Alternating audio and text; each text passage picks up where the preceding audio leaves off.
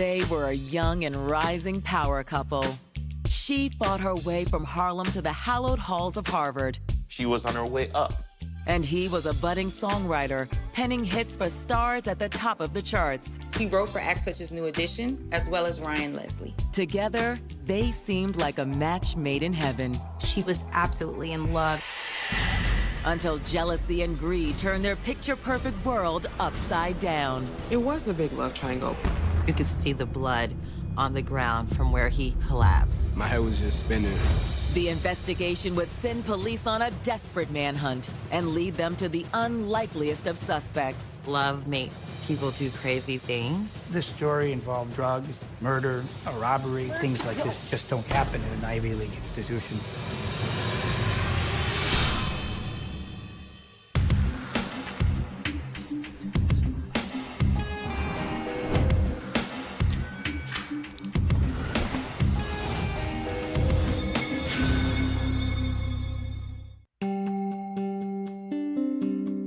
May 18th, 2009. It's a beautiful spring day in Cambridge, Massachusetts. At prestigious Harvard University, students are preparing for final exams. But just before 5 p.m., the stillness is shattered in an explosion of violence when gunshots ring out from the Kirkland House dormitory. No one could have seen this coming. It was really shocking. Seconds later, a young African-American man stumbles from the dorm and into the path of stunned onlookers. Suffering from what appears to be a gunshot wound to the abdomen, the man slumps to the ground, a pool of blood collecting underneath him. Moments later, the first 911 calls begin pouring in. Police and paramedics race to the scene and rush the man to the nearest hospital. Word of the shooting spreads like wildfire across campus, leaving everyone wondering, how could something like this have happened at such a revered institution? My boss told me somebody got shot at Harvard, and I looked at him like, with what, a super soaker? Because people usually don't get shot at Harvard University. But as police comb the campus for clues, they uncover a seedy undercurrent of sex, lies, and drugs, along with a conspiracy that will threaten to take down one of Harvard's brightest stars. This young woman was just caught in a bad situation.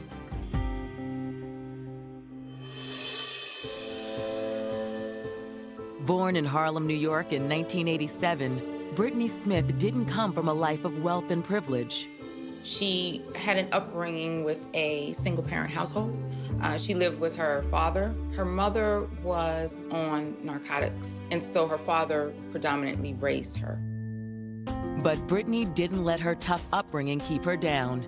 She dreamed of one day attending an Ivy League school and worked hard to achieve it. Brittany Smith was a very bright child. She went to a high school that had a very rigorous curriculum. Graduated from there, top of her class. Very scholarly, loved doing volunteer work. She organized canned food drives and was an officer for her student council.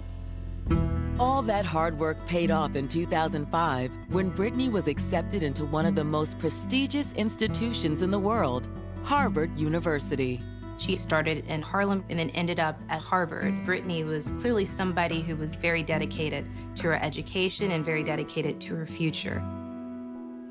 But due in large part to her modest background, life at Harvard wasn't always an easy fit for Brittany. Brittany was in a completely different world from the world that she grew up in. At Harvard, most of the students come from an upper middle class to upper class financial background. She felt quite isolated. Even so, the gifted student did make a handful of friends at Harvard. Among those was another New York native named Shaniqua Campbell. Hey, how are you? Great, how are you? Good, how's your day? Good. Brittany worked with Shaniqua at the Harvard Student Assistance Office, and the two became fast friends. Shaniqua Campbell was from the Bed-Stuy neighborhood of Brooklyn, New York, and she attended a high school with an academic program that was just as rigorous as Brittany's in preparing students for the Ivy League. But even with a friend like Shaniqua by her side, something still felt missing in Brittany's life, a man to share it with. She's brilliant. She's got her whole life ahead of her, and she just has this one piece of her that's just not being fulfilled. But one weekend, Brittany met someone who would change her life forever. Up-and-coming songwriter, Jabri Coffney. I'm Jabri. Hey, I'm Brittany. It's nice to meet you, Brittany. I mean, forgive me for staring, but you're the most beautiful girl I've seen all night. Jabri was very, very handsome, very attractive. Hailing from Harlem, Jabri wasn't just dashing, he was also ambitious. He grew up in a similar circumstance in a neighborhood that didn't have as much promise as he had hoped. But he was able to rise above that. He ended up becoming a songwriter. He wrote for acts such as New Edition, as well as Ryan Leslie. For Brittany, one look at Jabri and she was hooked. Brittany Smith falls for Jabri. The son of a retired New York City police officer, Jabri was exactly the man Brittany felt she needed. He had a warm smile, a smooth style, and was a hometown celebrity. He was charismatic. He made her feel good. And at the end of the day, what girl doesn't want to feel good? Jabri visited Brittany nearly every week at Harvard. By her senior year, they were inseparable. Hey. What's up, baby? She decided that she wanted to let him move into her dorm room and, you know, him be her everything. Since Jabri wasn't a Harvard student, Brittany had to keep their living arrangement in the Lowell House dorm a secret. But all the sneaking around was well worth the effort. And a place where it's very easy to feel invisible, she became very important to him. Living with the love of her life and just 2 weeks away from a Harvard degree, Brittany Smith's life seemed perfect. She had a great boyfriend. She had a great education. She was finishing her education, and she had so much promise. The world was her oyster. But then, May 18th, 2009, a terrifying shooting sends shockwaves through Harvard's campus. That afternoon, Brittany's due to meet a friend to shop for graduation dresses. Hey, Brittany, it's me. I'm standing outside of your dorm. Where are you? Give me a call back. After several hours, Brittany's still a no-show. It's an unusual move, especially for someone like her. Brittany's nowhere to be found. It wasn't like Brittany not to answer her phone. Given the mysterious shooting that just took place on Harvard's campus, friends fear the worst. But who is the victim in this horrifying shooting? And is it possible these two seemingly unrelated events are bound together in blood? Don't pull a gun out if you're not about to use one. Go.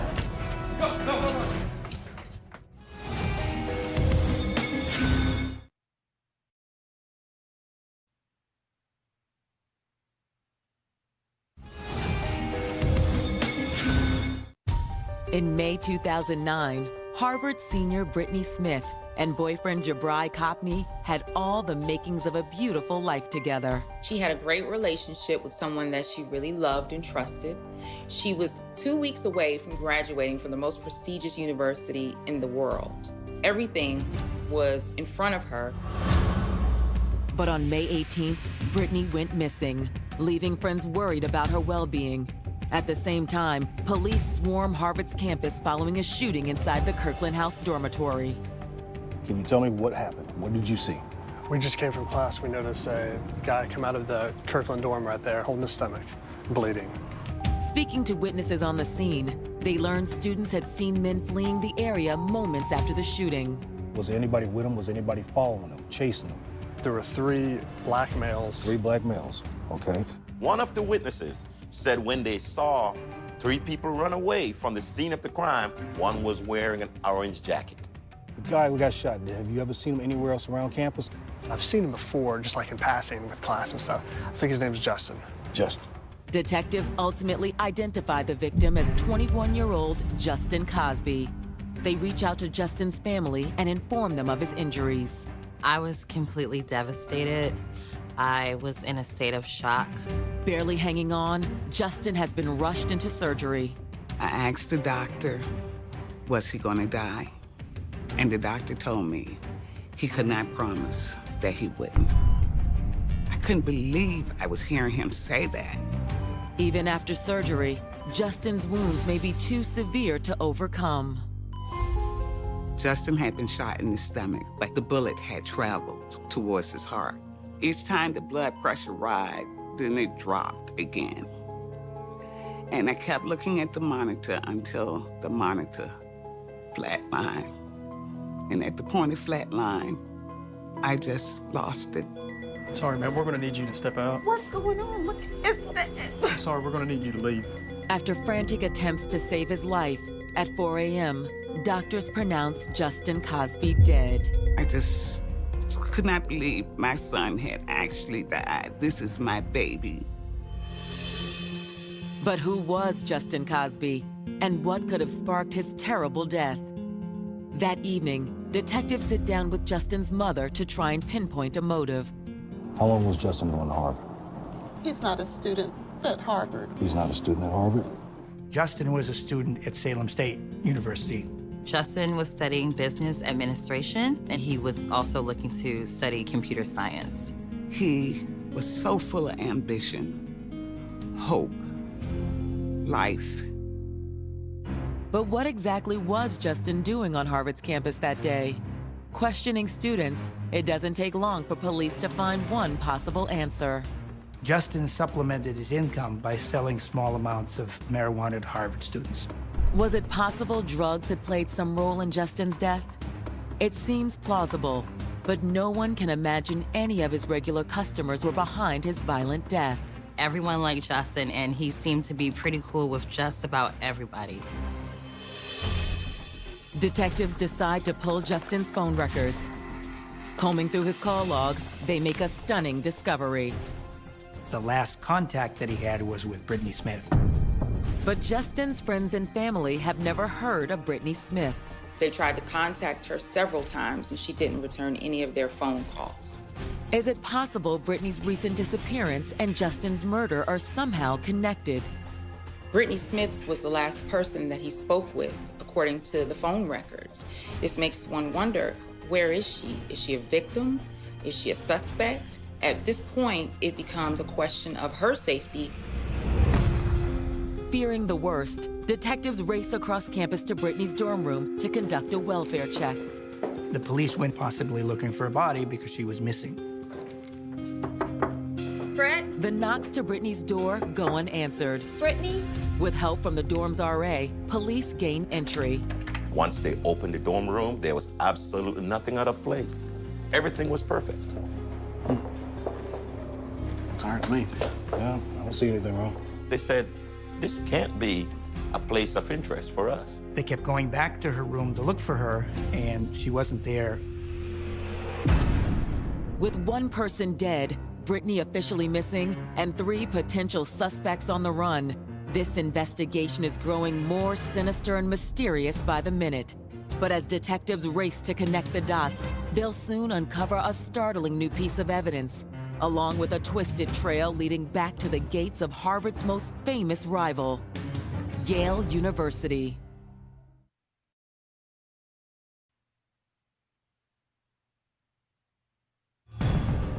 It's now been hours since neighboring student Justin Cosby was gunned down at Harvard University. It's a crime that's rocked the campus and surrounding community and sent police on a desperate search for 22-year-old Brittany Smith. Her phone number was the last phone number in Justin's phone. So that's a part of the mystery. Why is it that she's not answering her phone? Why is it that she haven't come back to the dorm? Unsure if Brittany is also a victim or could somehow be involved in the murder of Justin Cosby, investigators decide to pay a visit to their counterparts at the Harvard University Police Department. Speaking to officers, they learn every student that enters a dormitory has to scan their school ID. The police checked the Kirkland House security records. They discovered that Brittany's card had been swiped several times around the time of the murder. But as police already know, Brittany lived in Lowell House, on the other side of campus from the dorm where Justin Cosby was shot. Still, there's no denying that someone did use her card to gain entry to the building that day.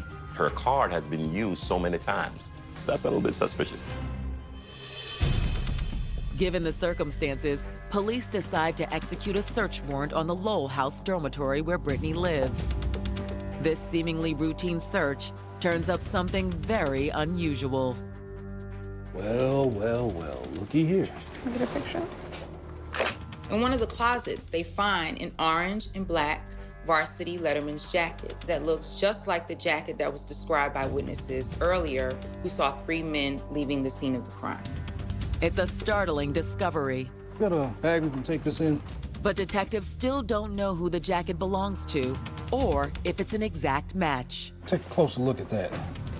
After sending the jacket to the lab for processing, police expand their search to adjoining dorm rooms on the hunch that possibly another student used Brittany's card to gain entrance to the Kirkland dorm. It isn't long before they make another stunning discovery inside the nearby room of student Catherine Wilson.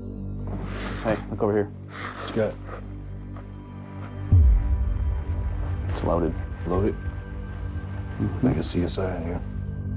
It's a loaded 9mm handgun, the same caliber as the bullets recovered from Justin Cosby's body. But when detectives ask Catherine about the gun, they get more questions than answers. Catherine, why did we find a gun underneath your bed? I have no idea what you're talking about. You found a gun under my bed? It's not your gun. I don't own a gun. Catherine says she typically leaves her door unlocked and that someone must have stashed it there while she was out. Why's your door unlocked? This is Harvard campus. It's a safe place. To detectives, it seems like Catherine's telling the truth, so they press her about the other women on her floor, one in particular. You think Brittany might be involved? Brittany? No way. She would never be involved in something like this. But if Brittany's blockmate can't fathom Brittany killing Justin, then who had? One possible clue lay at the bottom of the bag that contained the pistol. The police did find 2 IDs. Those IDs belong to students from Yale. I don't know those guys. You don't know those guys? No. But what do 2 Yale students have to do with a murder on Harvard's campus? There's only one way to find out. Police bring Josh Bowman and Adam Cobb in for questioning. Detectives start with Josh. How would you explain the fact is that we found your ID in a bag with a gun at Harvard? When police confronted about why they found his ID at Harvard, he revealed a new story. And what a story it turns out to be. Like Justin Cosby, Josh also has an entrepreneurial streak. He was a Yale student who was dealing drugs at Yale. Pressing Josh further, he eventually admits he does have a connection to Harvard. I sell a little bit just to some people over at Harvard. I have a couple friends. Then Josh drops one name detectives instantly recognize: Shaniqua Campbell.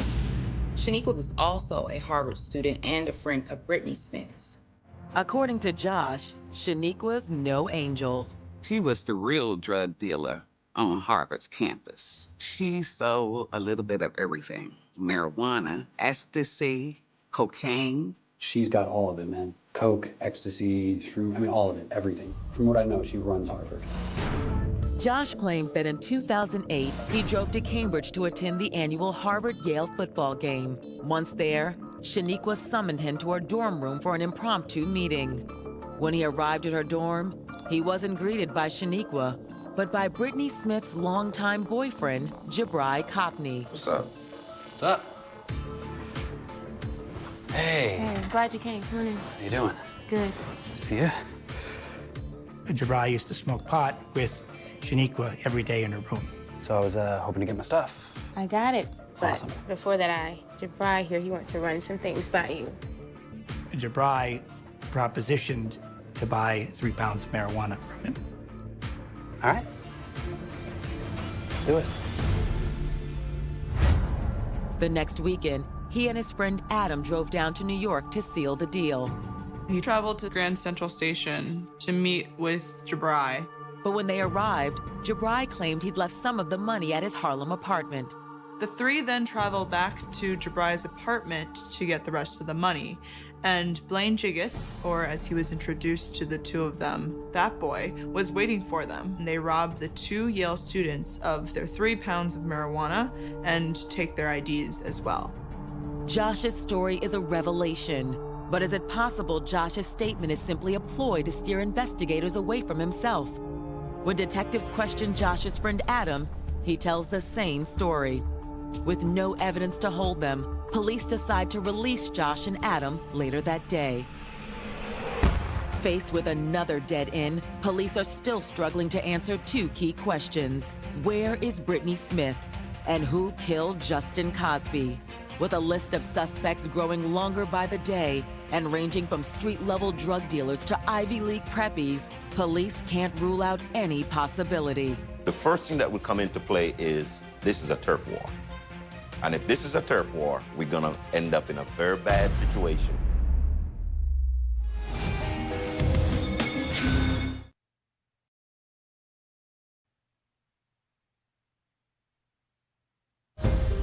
Harvard senior Brittany Smith thought she'd met the man of her dreams when Jabri Copney walked into her life. But their two lives took an unexpected turn when Brittany went missing following the shooting death of 21-year-old Justin Cosby.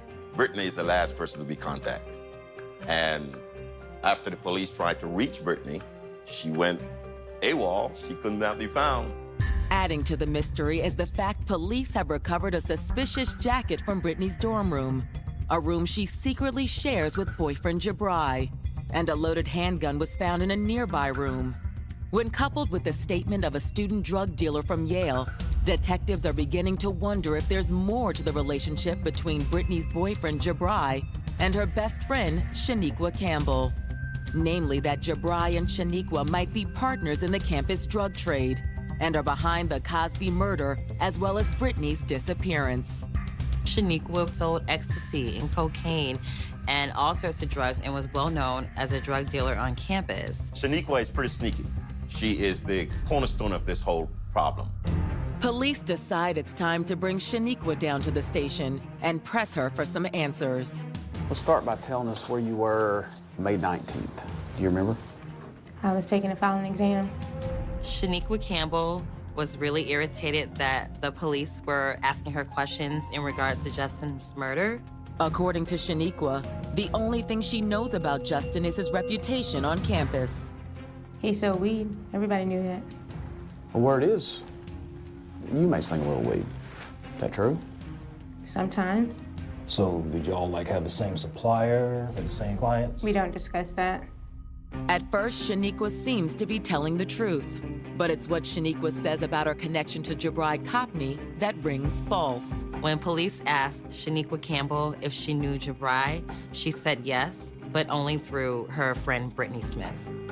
Shaniqua says she barely knew Jabri, let alone ever smoked any dope with him.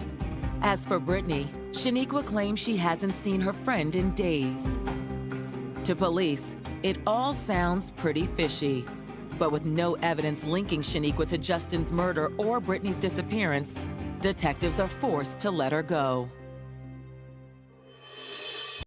But not long after their conversation, one burning question is finally answered.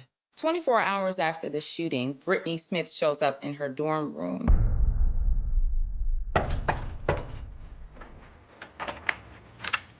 Brittany, Yes? can we talk to you for a few minutes? Yeah, come in.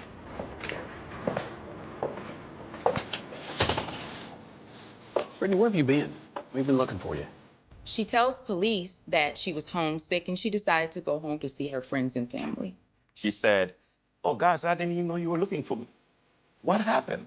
While detectives are relieved that Brittany is alive and well, they're curious why Brittany's key card had been used at the Kirkland dorm around the time of the murder. We got your key card count, so we know you were over there. Yeah, I just went to go visit a friend. She said the swipe card had been used at Kirkland House because she had gone there to visit a friend.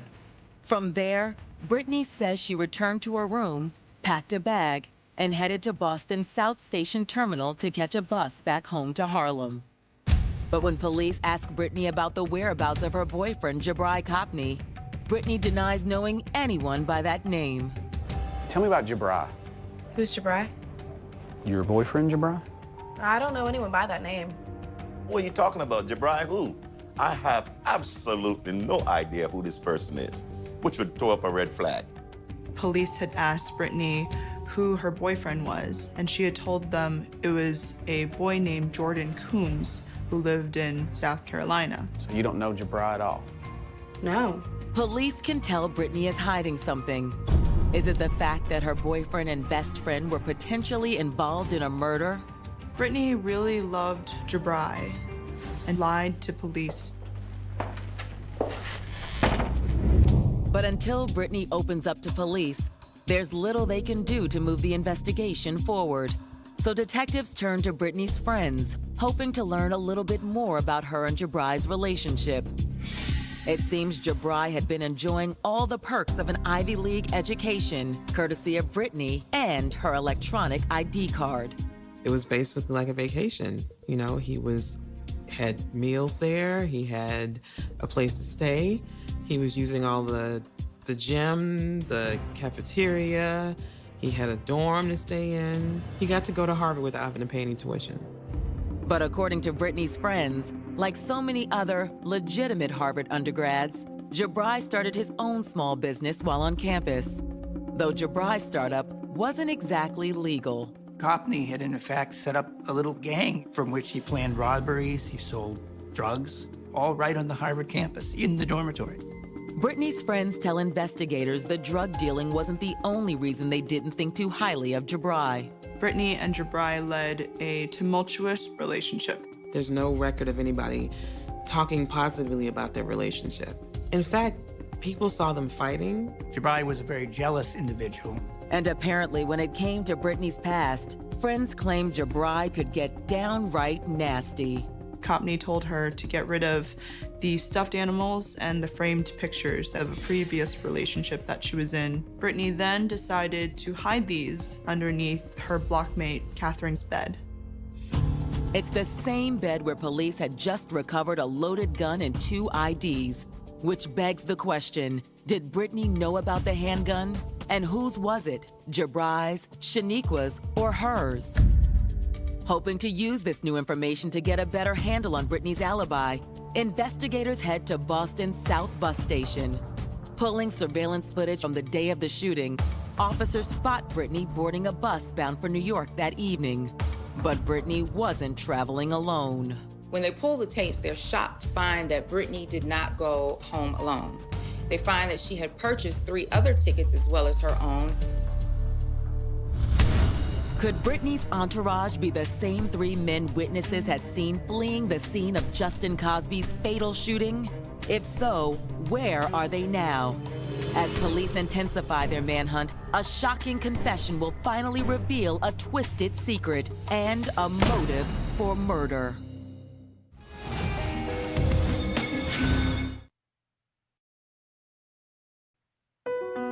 From the outside looking in, Brittany Smith and Jabrai Copney's love affair looked like a fairy tale.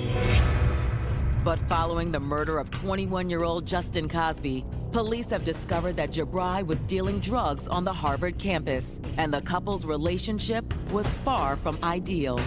Jabrai was very bossy to Brittany. He had a temper, and he ordered her around. But just how far will Brittany go to protect the man she loves? A surveillance video taken on the day of the Cosby shooting shows Brittany boarding a bus with 3 other men. Brittany bought 4 bus tickets, and they all boarded the bus together, and they went off to New York City. Police quickly ID one of the men in the video, Jabrai Copney. At that point, the police realized that Brittany had been lying to them about everything. Brittany has turned an already bad situation into a worse situation. Because she lied to the police, now she becomes a suspect and not necessarily just a person of interest. With Brittany refusing to tell the truth, police know it'll be hard to pin this crime on Jabrai and his 2 associates.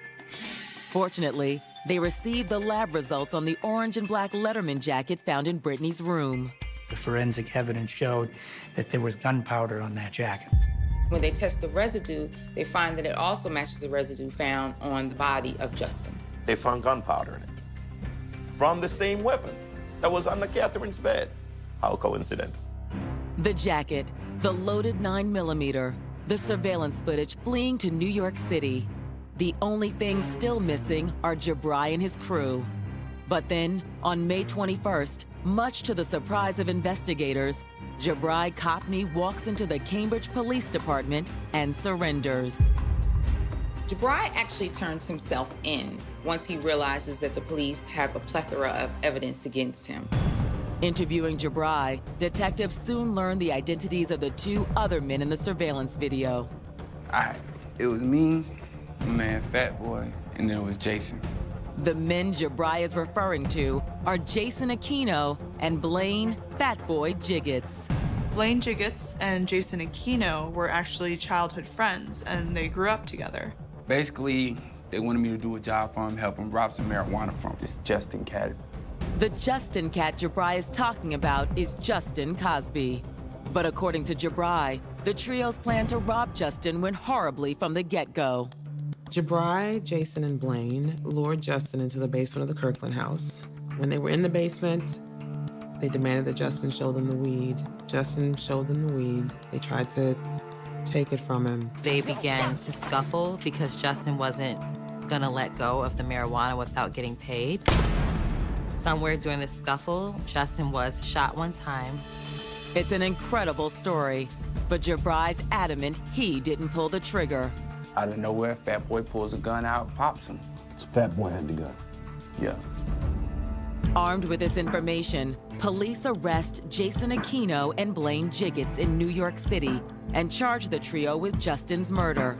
On March 16, 2010, Brittany Smith is arrested and charged with accessory after the fact, illegal possession of a firearm, and willfully misleading a police officer. The arrest rocks the Harvard community. When I found out that the killer was not a Harvard student, yet he was staying at Harvard, using all of Harvard's amenities, and he had staged this robbery and had set up my son, I was flabbergasted. As is the university. 2 weeks before their graduation, Brittany, as well as her friend Shaniqua Campbell, are expelled for their alleged drug use and potential involvement in Justin's murder. I couldn't imagine having a free ride at an Ivy League university and ruining, graduating, and going on with my life to do great things over a crime 2 weeks before I graduate. But even after her arrest, it's clear Brittany's love for Jabrai trumps any doors a Harvard degree could have opened up for her. They're writing each other, and she wanted to marry him at some point, which is shocking. On April 6, 2011, nearly 2 years after the shooting, Jabrai Copney's murder trial begins in Woburn, Massachusetts. With Brittany refusing to turn on him, Jabrai enters the courtroom looking cool, collected, and confident he'll walk out a free man. I just wanted to go over there and wring his freaking neck. But I knew that would not bring my son back. In their opening statements, prosecutors assert that on May 18, 2009, Jabrai Copney, Blaine Jiggets, and Jason Aquino conspired to rob Justin Cosby. Justin had come to Harvard to sell some marijuana to someone he thought was a student there. And it was a large quantity. Jabrai contacted Justin to purchase marijuana. Justin was lured down into Kirkland House. Justin was not a big drug dealer. Apparently, he thought he could make some quick money.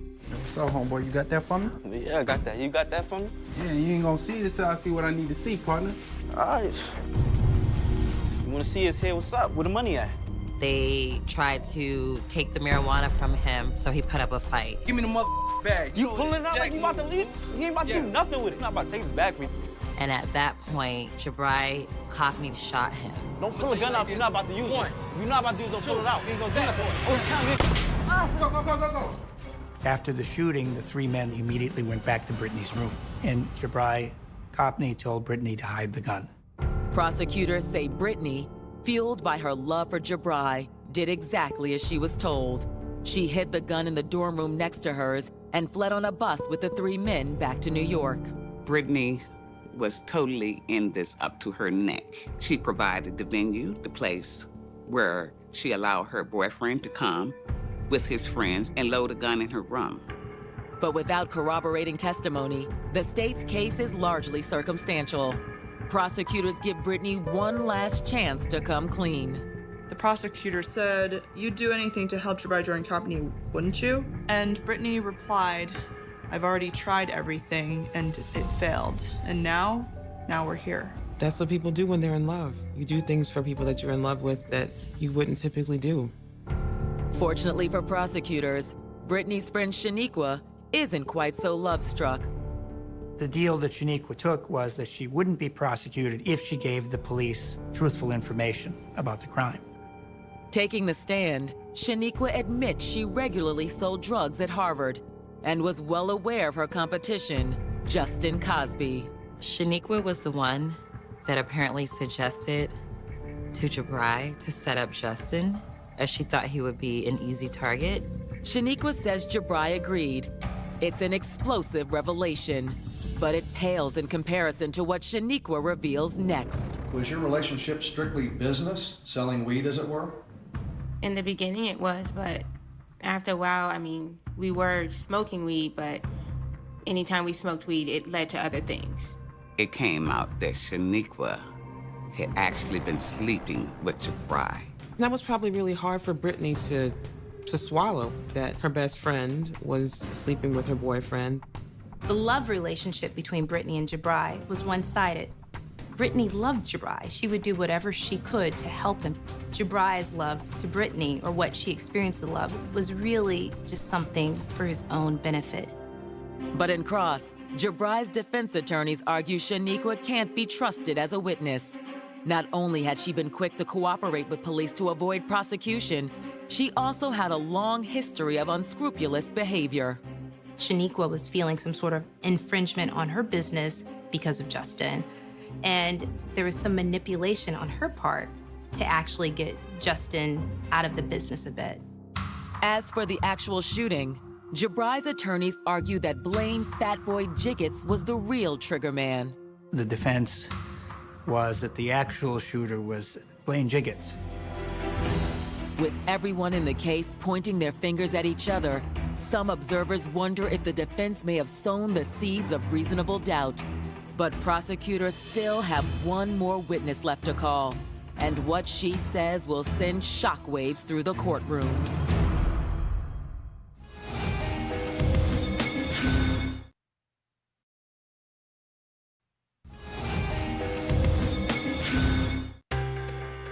Inside a Woburn, Massachusetts courtroom, prosecutors have asserted Jabrai Copney murdered Justin Cosby in a robbery gone awry, and then used his girlfriend, Harvard senior Brittany Smith, as a pawn to conceal his crime and hide the evidence.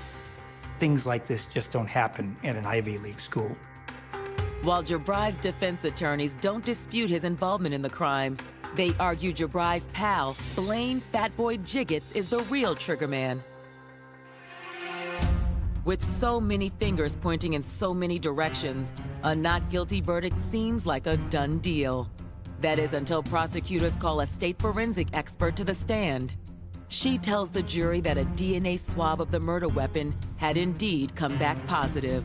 We were actually able to obtain a full DNA profile. And who was that profile of, please? It matched the defendant. They did find that Copney's DNA was on the gun. It's a damning piece of evidence, erasing any and all doubt as to just who murdered Justin Cosby. Jabrai, he's the person that actually pulled the trigger. DNA doesn't lie. And his DNA was found on the weapon.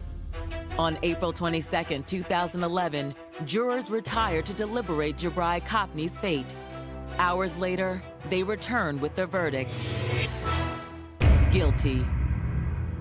He's sentenced to life in prison without the possibility of parole. When he shot my son in the belly, it should have been a double murder rap, because that shot went straight to my heart, and it killed me also. I hope he never sees the light of day again. 6 months later, Brittany Smith pleads guilty to being an accessory after the fact, illegal possession of a firearm, willfully misleading a grand jury, and willfully misleading a police officer. She is sentenced to 3 years in prison. Brittany really got a slap on the wrist. She was really the nucleus of this whole catastrophe. If Brittany had owned up to her part in the beginning and told the truth, that she probably would not be in jail right now. For his role in the murder, Blaine Jiggets receives a sentence of 9 to 12 years in prison. Jason Aquino receives 18 to 20 years. Despite her alleged involvement in Justin's murder, Shaniqua herself manages to avoid prison time. Shaniqua really orchestrated all this thing. She's the one that was sleeping with Jabrai, yet she's the one that turned, and the prosecution said, we want your testimony. You get no time. While it's a verdict Justin's family still struggles with, they're not the only ones who lost out in this tragedy. For Brittany Smith, a young woman with so much promise, her blind love for a bad man ultimately cost her a life many aspire to, yet few can attain. The prestigious life of a bona fide Harvard graduate. Brittany had her whole life in front of her, and Jabrai did nothing but weigh that down. She could have dated anyone she wanted to, but she chose Jabrai, and no one knows why, and that's something that she will regret for the rest of her life.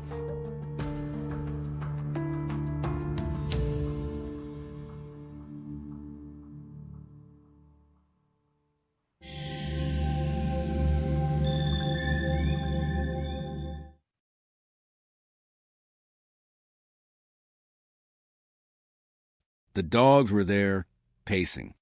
A plastic pet gate was mysteriously knocked over at the bottom of the stairs, a silent indicator that something sudden and perhaps violent had occurred.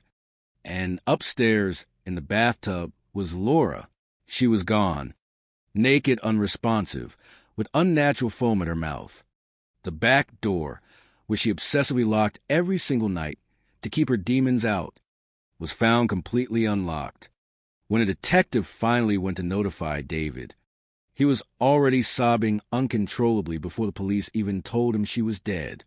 I tell you, guilt is a very heavy coat, and some people start sweating bullets before the heat is even turned on. But David was not the only man standing in the shadows of this tragedy. Laura, in her vulnerable state, was trying to move on and was seeing several other men searching for the human connection she had been denied for decades. One of them, a personal trainer named Will, admitted to being at her house the very night before she was found. He left, deleted all her text messages because he had a girlfriend he was hiding things from, and walked away into the night. The police barely pushed him for an airtight alibi. They barely pushed anyone. The entire investigation was a shameful masterclass in apathy. And then we get to the autopsy, a procedure that demands the utmost scientific rigor. It was conducted by a medical examiner named Mark Shelley, a man whose professional past is so absurd it sounds like cheap fiction. This is a doctor who, in a previous military job, actually took a deceased Marine's brain home to show to his children. You have to be kidding me. This is the man entrusted to find the scientific truth for Laura. Sweetman. He noted fresh contusions on her head, her back, and her arms. He noted foam in her airways, which is a classic physiological sign of drowning. Yet he casually ruled the cause of death as undetermined. He claimed she had a history of a minor heart attack 2 years prior. Yet he found absolutely no physical scarring or evidence of heart damage during the actual physical autopsy. The toxicology report came back clean, but it only tested for the most basic street substances, completely ignoring whatever specific prescription medications Laura might have been taking under the crushing weight of her daily terror. And the laboratory director signing off on the severely limited report was a man with a prior criminal conviction for stealing a firearm from a police evidence room. I tell you, a traveling circus has better operational standards than this county medical office. The local police took this incredibly flawed, undetermined ruling and simply washed their hands of the whole affair. They folded their notebooks and walked away. They did not deeply investigate the lover, who was there the night she died. They did not relentlessly interrogate the husband with a documented history of emotional abuse, a secret double life, a suspicious lack of an alibi, and a massive financial motive to see her gone, so he could inherit full custody and avoid a costly divorce settlement. 7 years later, when David's own business partner was brutally executed with a bullet to the back of the head, the police still did not bother to look back at the mysterious death of Laura. Murder is a complex puzzle, but you absolutely cannot solve the puzzle if you stubbornly refuse to even open the box and look at the pieces. Laura Sweetman was a brilliant, compassionate, and deeply loving woman who spent her final months constantly looking over her shoulder, knowing the darkness was slowly closing in on her. Her life was tragically taken, and her justice was stolen by an incompetent system that simply could not be bothered to care about a frightened woman. But the truth does not just die in a bathtub, and it does not permanently disappear inside a dusty cardboard file. It waits patiently for someone willing to stand up and look. And looking closely at the cold, hard facts of this investigation, the absolute silence of the authorities is the loudest confession of all. Human beings are the most peculiar creatures on the face of this earth because they will snuff out a bright and shining life for the most absurd and pathetic reasons you could ever possibly imagine. I tell you, after decades of looking into the dead eyes of killers, nothing surprises me, but the audacity of some people still makes my blood run cold. It was the summer of 1969 in Racine County, Wisconsin, a Wednesday afternoon, in July to be exact, when a 10-year-old boy was fishing near an old condemned bridge on 8 Mile Road and stumbled upon a nightmare. The boy saw a foot near the muddy bank of the Root River, and what investigators eventually uncovered scattered in the mud, wrapped in discarded Milwaukee Sentinel newspapers and torn brown bags, was the shattered remains of a teenage girl. My. The cruelty required to reduce a human being to pieces is something most people cannot comprehend. But I know exactly what it means. It means the killer had patience, absolute control, and the luxury of time and privacy. This was not a crime of sudden blind panic. No, this was deliberate and methodical, like a surgeon with a rotting soul. The victim was Stephanie Casper, a sweet, hard-working girl who was just one day shy of her 18th birthday, a girl who had her whole life ahead of her, waitressing at a local diner in Milwaukee called Mark's Big Boy, trying to earn her way to independence. Stephanie was a good kid, the kind who looked out for the younger ones in her neighborhood, but she carried the innocent burden of a secret romance with a young black serviceman named John. It was the 1960s. Times were tense, and she hid her love from her family out of fear of their judgment, a tragic but completely normal teenage instinct that forced her to be secretive about her whereabouts. She vanished into the darkness after finishing her shift at 12:30 in the morning on Sunday, July 6th, stepping out the door with her brown leather purse slung over her shoulder, and stepping right off the face of the earth. When her father Charles finally reported her missing, his worst fears were validated by a radio broadcast describing a body with a distinct mole on the right side of the face. You have to be kidding me, I thought, as I reviewed how the investigation spiraled in a dozen directions at once.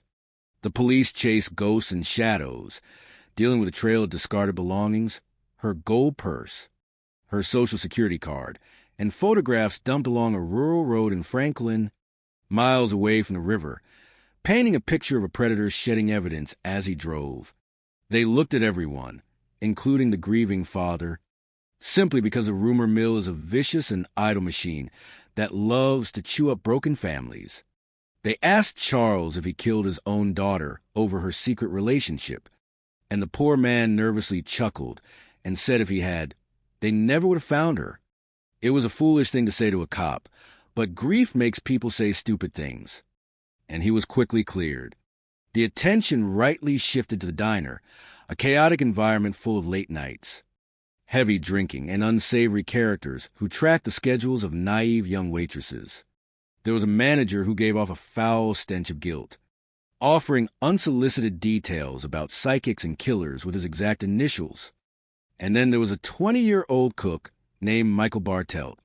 Michael told police he saw Stephanie leave out the back door, not the front, and then immediately asked if he could leave for a pre-planned vacation to Hawaii because he had quit his job days prior. Liars, I tell you, they always over-explain. They build these elaborate sandcastles of deception, hoping you will not notice the tide coming in. The detectives let him go, a mistake born of the era, because they lacked the technology and the foresight to see through a charade. 19 years passed with Stephanie waiting in the cold ground for justice. her file gathering dust until 1988, when Michael's own sister called the police. She pointed the finger right at her brother, claiming he never went to Hawaii but instead vanished for a year, and that he was a predator who had abused his own family members. When investigators finally tracked Michael down, his story shifted, as lies always do over time. He subtly claimed he clocked out at 10:30 that night and never saw Stephanie leave, putting distance between himself and the crime. But the most damning detail, buried deep in the old paper files, was his time card. The time card proved Michael was not even on the clock that night. He had inserted himself into the narrative, a classic psychological maneuver by a killer trying to control the investigation from the inside. They waited for DNA technology to catch up, hoping to match his profile to hairs found near a second dump site miles away from the river, a sun-kissed box holding more of the poor girl's remains. But justice is a slow and agonizing train, and Michael died of sepsis in 2024 before they could truly hold his feet to the fire. And here's a twist that proves murder is a tricky business. His DNA did not match the hairs. A non-match does not make him an innocent man, but it means the physical evidence cannot lock the cell door. They looked at another monster too, a man named Wilbert Mackey, whose own daughter claimed he forced her to throw heavy bags into the river. A man who bragged about being the Root River Killer. He was a demon in human skin who terrorized his children, but his DNA did not match either, leaving investigators to wonder if he was just a cruel phantom stealing the credit for another man's evil work. The psychology of a killer is a dark and twisted labyrinth. Some kill for power, some for twisted pleasure, and others simply because they believe they are gods who hold the power of life and death over the vulnerable. Stephanie Casper was vulnerable that night, perhaps angry that her boyfriend fell asleep and missed their ride, perhaps desperate enough to accept a ride from a stranger, or perhaps lured by someone she vaguely recognized. The current investigators are now looking at a new ghost, a military man tied to another dismembered girl in Idaho in 1981, a man whose dark shadow stretches across the Midwest. The detective on this case today is relentless, moving heaven and earth, fighting through the bureaucratic nightmare to run down every single lead. Because that is what we do. We do not forget. We do not let the passage of over 50 years erase the memory of a young girl who just wanted to grow up, who loved her family, who made sure everyone felt included, and who met a monster in the dark. The killer might think he got away with it. He might think the mud of the Root River washed away his sins. But the truth is a patient hunter, and we will keep hunting until the very last breath leaves our bodies, because nobody, absolutely nobody, gets a free pass for taking a life. Human beings are strange creatures. They lie, they cheat, and they destroy the people they are supposed to protect for the most ridiculous reasons you can imagine. When a person vanishes into thin air, the truth does not disappear with them. It lingers in the shadows, waiting for someone to turn on the light. This is the story of Melissa Casillas, a woman who seemingly walked off the face of the earth in Taos, New Mexico, on the 26th of June, 2025. Melissa was a hard-working mother, an administrative assistant at Los Alamos National Laboratory, and a tough survivor of thyroid cancer. She was the absolute anchor for her 18-year-old daughter, Sierra, who had already survived a tragic and devastating car accident. A devoted mother like that does not just evaporate. But on that Thursday, everything Melissa knew was mysteriously wiped clean. Let's look closely at the timeline.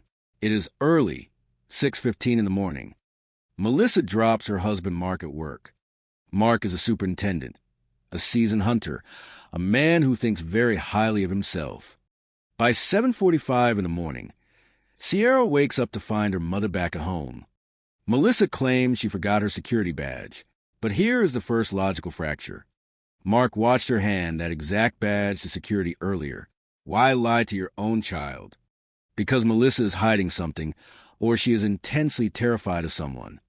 At 8:02 in the morning, her old cell phone is wiped clean, A factory reset.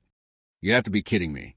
People do not wake up on a random Thursday and erase their entire digital footprint for absolute fun. They do it because they are desperately trying to hide a trail, or because a controlling force is making them do it. The strange day moves on. Just before 1 o'clock in the afternoon, Melissa drops off lunch for Sierra at the coffee shop. Security cameras catch her driving erratically, hitting a parking block hard enough to visually shake the vehicle. That is a textbook behavior of a person operating under immense psychological stress. She walks purposefully, hands over a sandwich, cashes a check, and leaves. At 1:33 in the afternoon, she texts Sierra, telling Mark to find his own ride home. 5 minutes later, at 1:38, her new phone is factory reset. Her digital cloud backup is completely scrubbed with extreme prejudice. That takes deep technical intention. That takes a level of digital erasure that screams of a highly calculated plan. By 3:30 in the afternoon, Sierra returns home to find a ghost town. The family cars are there. The highly protective dogs are there. Her mother is totally gone. Missing are a toothbrush, reading glasses, sunglasses, and a 90-day supply of vital thyroid medication. This looks exactly like a staged departure. Mark arrives home, and this is where the dark psychology of a guilty conscience, or at least a deeply manipulative mind, takes center stage. A normal husband panics. A normal husband tears the entire town apart, looking for his missing bride. Mark looks at unfamiliar tire tracks in the driveway and instantly dismisses them. When a family friend named Lloyd calls in a critical tip, saying he saw Melissa walking along Highway 518, looking disoriented near an old blue truck, Mark explicitly tells the police to ignore it. He aggressively claims she was not wearing a white sweater and did not have a limp. My, your wife is missing, and you are playing casual fashion police instead of rushing to the scene to check if she is bleeding to death on the side of the road. I tell you, an innocent man chases every single ghost. A man with dark secrets controls the narrative. That very first night, Mark sits down with the family of Melissa, the Mondragons. Does he offer comfort? No. He immediately begins a thorough and vicious character assassination. He tells them Melissa ruined their finances, had lawsuits, and failed miserably at her professional job. They were drowning in debt, their wages were being garnished, and their high-level security clearances had been completely suspended. Financial ruin is one of the oldest motives in the dark history of homicide. It breeds deep desperation, and desperation always breeds extreme violence. Mark wants everyone to blindly believe Melissa simply buckled under the immense pressure and selfishly walked away into the desert. He even floats the absurd idea that she left on purpose so he could declare her legally dead and collect life insurance, a policy that did not even exist anymore. He is throwing desperate theories at the wall to see what sticks to the paint. But physical evidence does not ever lie. Investigators find hunting boots belonging to Mark near a fish tank in the master bedroom. They have fresh mud on them. Mark claims he has not worn them in ages and points to a non-existent spiderweb as proof. Right next to those boots is a dry drop of human blood. When confronted by detectives, Mark gets deeply agitated and asks for a lawyer. Now, Mark has an alibi. He was physically at work. But an alibi only proves where your physical body was, not what your dark mind orchestrated behind the scenes. The police in the specific jurisdiction, well, they leave a lot to be desired. They foolishly let Mark dictate the early search parameters. They completely dismiss a massive tip about a man named Rick Valerio, a local man with a blue truck who was drunkenly rambling on horseback about finding a decapitated body in the mountains. The lead investigator casually talks to him for 5 minutes over a metal gate and decides a man is just seeking public attention. That is not a real investigation. That is a casual neighborhood chat. You dig until you hit solid rock bottom, but they lazily stopped at the green surface grass. Then comes the video. A few days later, Mark magically finds security footage from a random house on Highway 518 showing Melissa walking briskly at 2:18 in the afternoon. She has a backpack. Her hair is tied back. She does not look distressed. Mark aggressively uses this as absolute definitive proof that she left on her own 2 feet. But I do not buy the simple runaway wife theory for a single second. The deep psychology of the specific victim simply does not fit the convenient narrative. She was fiercely and undeniably devoted to Sierra. She was actively planning to move to Albuquerque to financially support her daughter through beauty. School. A woman with that intense level of maternal dedication does not just vanish into the mountain wind without a single goodbye note, leaving her only child to the merciless wolves. She wiped those personal phones for a specific, terrifying reason. Maybe she discovered something massive and unforgivable about Mark. Or maybe she was reluctantly entangled in the dark web of those national laboratory secrets people constantly whisper about. But my gut instinct confidently tells me the true answer lies much closer to home. It lies in the extreme control Mark exerted, the painfully separate finances, the emotional abuse quietly whispered. The morning sun of June 10th, 2012, rose over the city of Arlington, Texas, casting a warm, golden glow across the quiet suburban neighborhoods. Arlington was a sprawling city in Tarrant County, a place where different cultures came together to build lives, dreams, and communities. Among these was a vibrant and close-knit Vietnamese community, many of whose members had arrived in successive waves after the historic events of 1975. They had brought with them their traditions, their strong family values, and an unwavering work ethic, hoping to find their own piece of the American dream. On this particular Sunday morning, at 29 minutes past 7 o'clock, the peaceful silence was broken by a phone call to the emergency dispatchers. The caller was Chow Tran, a 38-year-old Vietnamese immigrant who worked diligently to support his extended family. His voice, heavy with anxiety and trembling with a quiet fear, came through the receiver as he requested a welfare check on his elderly in-laws. Long Nguyen and Hong Lu, the dispatcher, trained to remain calm in moments of rising tension, asked for the names and details of the family members. Chow explained that his father-in-law, Long Nguyen, was 70-something years old and lived in a nearby apartment with his wife, Hong Lu.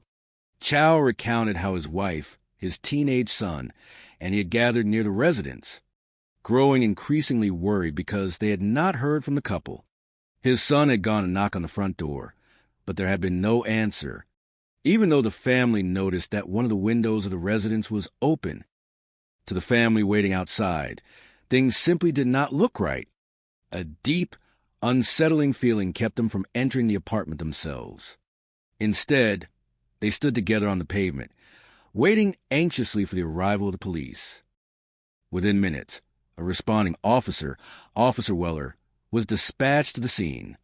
Having served on the force for 14 years, the officer was accustomed to the routine of welfare checks, which usually involved elderly residents who had simply forgotten to answer the phone or had fallen asleep. But as the officer pulled up to the apartment complex, the sight of an entire family standing outside in the early morning light immediately signaled that this was not a typical situation. Welfare checks rarely occurred so early in the day, and the sheer number of family members gathered on the lawn suggested a deep collective dread. Upon entering the apartment, the officer was greeted by a quietness that felt heavy and thick. The living room was in a state of disarray, showing the unmistakable signs of a burglary. Drawers were pulled open, items were scattered, and there was a general sense of chaos. Officer Weller began to call out, searching for any sign of life, but there was no response. The living room was empty. The kitchen and the bathroom yielded nothing. The only remaining room to inspect was the bedroom. Initially, a quick scan of the bedroom did not reveal anything out of the ordinary. The room seemed empty, and for a brief, hopeful moment, the officer thought that perhaps the elderly couple had simply gone out for an early morning walk to enjoy the cool air with a flashlight in hand. The officer prepared to turn around and leave the room to reassure the waiting family. But as a flashlight beam swept across the wall near a very small closet, something caught the officer's attention. There were hand smudges on the plaster, faint but distinct, near the edge of the closet door. An instinct, honed by years of experience, urged the officer to hesitate. There was an internal whisper warning against opening that door, a sudden weight of apprehension that pressed down on the room. Yet, duty demanded a thorough search. Stepping forward, the officer reached out and opened the small closet door. Inside, the grim reality of a terrible crime was revealed. Two figures, identified as the missing mother and father, were discovered. They had been bound with duct tape, their heads and mouths covered, showing clear signs of a violent struggle. In that split second, the officer knew that they were gone. The sheer brutality of the scene was shocking, leaving even a veteran officer momentarily speechless. Walking out of the bedroom and into the living room, the officer stood in silence, struggling to process the scene before finally gathering the strength to use a radio to request a supervisor and the crime scene unit. When the Arlington Homicide investigators arrived, led by detectives with over 2 decades of experience, they were equally struck by the gravity of the scene. Detective Stewart, a seasoned investigator who had spent 21 years in the homicide division, noted that this was one of the most severe cases he had ever encountered. The physical evidence suggested a struggle that had begun right at the front door, with traces of a conflict marked on the carpet, the couch, the table, and the walls. The victims had suffered blunt force trauma, possibly from a heavy, blunt object like a hammer or a small bat, before being placed in the closet. What initially crossed the minds of the investigators was a robbery that had escalated into violence. The apartment had been ransacked, with compact discs and personal belongings scattered across the floor. Yet, as the detectives looked closer, certain details began to feel unusual. On the coffee table lay a plate with crushed prescription pills, and nearby was a partially burned marijuana cigarette. Most striking of all was a light blue bandana wrapped neatly around a beer bottle, left in a prominent position as if it were a calling card. In Arlington, there were active local gangs, some of which were known to use specific colors and symbols to claim responsibility for their actions or to intimidate others. The presence of the blue bandana immediately prompted the detectives to consult with the department's gang unit. However, seasoned investigators know that sometimes a scene can appear too perfect, too deliberately arranged to tell a specific story. While a gang-related extortion attempt was a viable theory, the extreme, personal nature of the crime made some detectives wonder if the scene had been staged to mislead them. As the forensic teams began their meticulous work, gathering hair fibers, swabs of blood, and processing the duct tape for latent fingerprints, the community began to mourn. Long Nguyen and Hong, Liu had immigrated to the United States from Vietnam in the year 2000, bringing with them their beloved family, their traditions, and a desire to build a legacy. They had established a commercial sewing business in Arlington, enlisting the help of their son-in-law, Chow Tran, who spoke fluent English and became the public face of the enterprise, dealing with contractors and handling business relations. For nearly a decade, the family business thrived. They secured lucrative contracts, including agreements to manufacture garments for major commercial entities, even producing items associated with large companies like Disney. It was a realization of the American dream they had traveled so far to find. They were well regarded in the local Vietnamese community, known as a gentle, generous, and hard-working couple who kept to themselves and had no known enemies. However, by the year 2011, the family's business fortunes began to decline. They lost their major contracts, and financial difficulties began to mount. In times of deep distress, when facing the threat of bankruptcy or hardship, some families of their generation turned to traditional spiritual beliefs for guidance and protection. They believed in the existence of spiritual advisors who could perform rituals to remove negative influences, lift perceived curses, and restore good fortune. Searching through a local Vietnamese language newspaper, Chow Tran and his mother-in-law, Hong Le, discovered an advertisement for a spiritual advisor located in Houston, approximately 250 miles away. The advertiser, a woman named Daphne Wright, claimed she possessed the ability to remove bad curses and bring prosperity to struggling businesses. Encouraged by his mother-in-law, Chow made contact with Daphne and drove to Houston for a consultation. After a ritual was performed, the family felt a renewed sense of hope, believing that their fortunes would soon turn around. Yet, 1 year later, that hope was shattered by the events of June 10th. The investigation proceeded with urgency. On June 11th, detectives attended the autopsies at the Tarrant County Medical Examiner's office. The medical examiner confirmed that while the victims had suffered significant physical trauma, the actual cause of death was suffocation, resulting from the extensive layers of duct tape wrapped around their faces. This revelation added a layer of profound sadness to the case, highlighting the need to identify those responsible.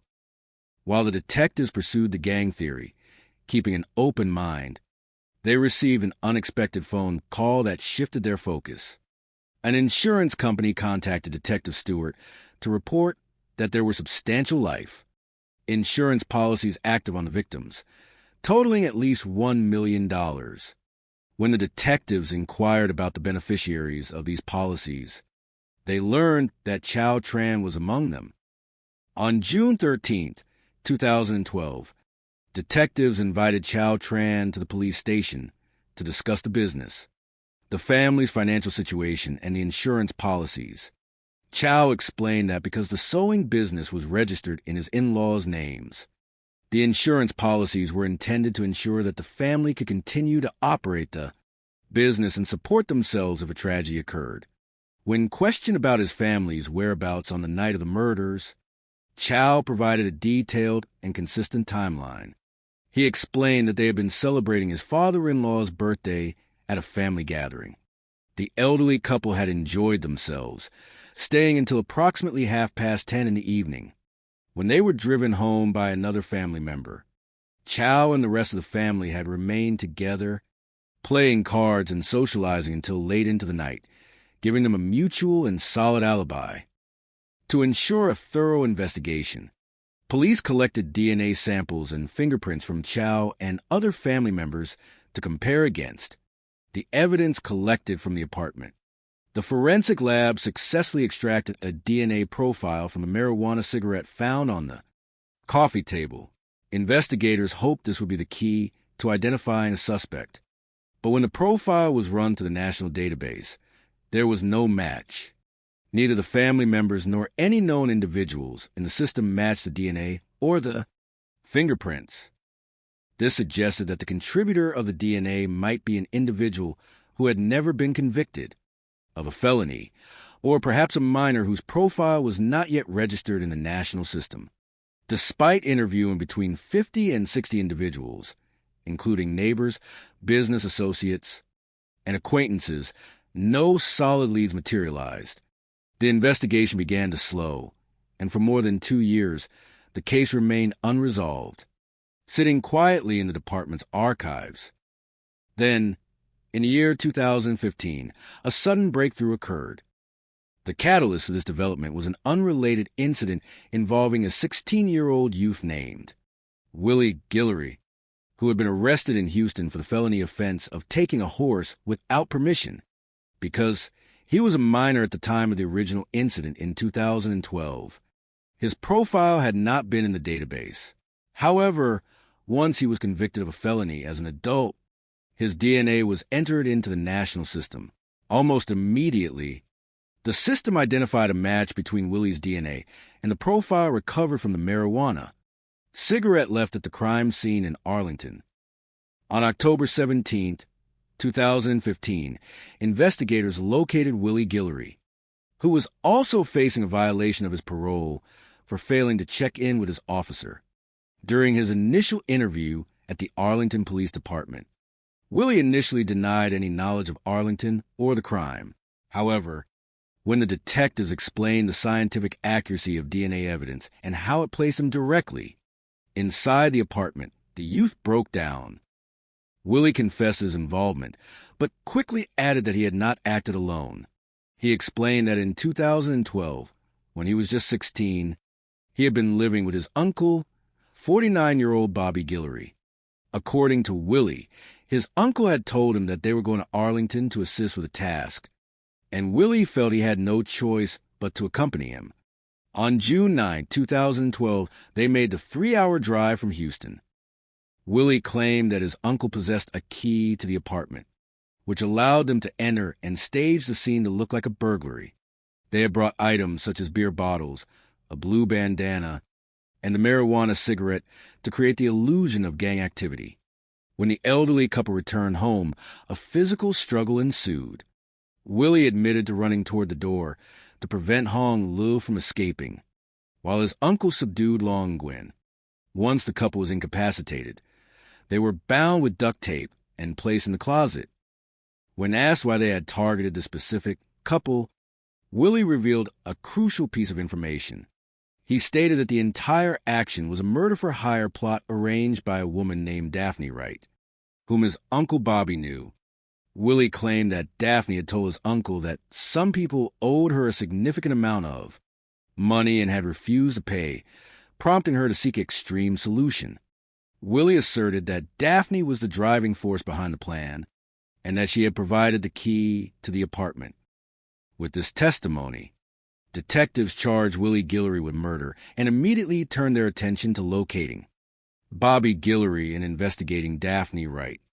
They discovered that Daphne operated as a spiritual advisor in Houston, offering services to clients seeking to improve their businesses or remove personal difficulties. She had built a substantial client base and was well known in certain circles. When detectives reached out to Chow Tran to ask if he was familiar with Daphne Wright, his response raised their suspicions. Rather than speaking with them directly as he had done in the past, Chow referred the investigators to his attorney, who stated that any future communication must go through legal channels. This shift in cooperation suggested to detectives that Chow was aware of the unfolding developments. On December 16, 2015, detectives traveled to Katy, Texas, to apprehend 52-year-old Bobby Guillory. Bobby was arrested on 2 counts of capital murder. Initially quiet, Bobby decided to cooperate after being presented with a search warrant for his DNA. Expressing remorse and fear, Bobby confirmed much of his nephew's story, placing the responsibility on Daphne Wright. Bobby explained that he had met Daphne in 2011 when he was unemployed and facing severe financial difficulties. Sensing his desperation, Daphne had offered him $10,000 to carry out the act. According to Bobby, Daphne functioned similarly to an informal lender, and the elderly couple, along with Chow, had accumulated a debt to her of between $250,000 and $280,000 for her spiritual services. When the family was unable to pay, Daphne learned of the substantial life insurance policies. She allegedly proposed that the collection of these policies would allow the family to settle their outstanding debts with her. Bobby further claimed that the key to the apartment had been provided by Chow Tran, who had left it in a designated spot for them to retrieve. Armed with these statements, detectives focused on Daphne Wright. On August 31st, 2016, they visited her home in Houston. Daphne was described as a strong, direct woman who managed her household with authority. While she acknowledged knowing Chow Tran as a client, she declined to discuss the details of their financial arrangements or her business transactions. Detectives subsequently obtained an arrest warrant for Daphne Wright and a search warrant for her residence. During the search, investigators discovered a detailed ledger outlining the fees she charged for her spiritual consultations and rituals, with some entries showing charges of $10,000, $20,000, $30,000, or $40,000.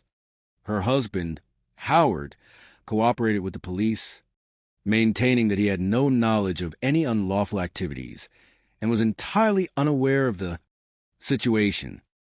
Upon her arrest, Daphne declined to make a statement without her attorney present. Meanwhile, financial investigations revealed that after the deaths of his in-laws, Chow Tran had purchased a new home, and the family's sewing business had been permanently closed.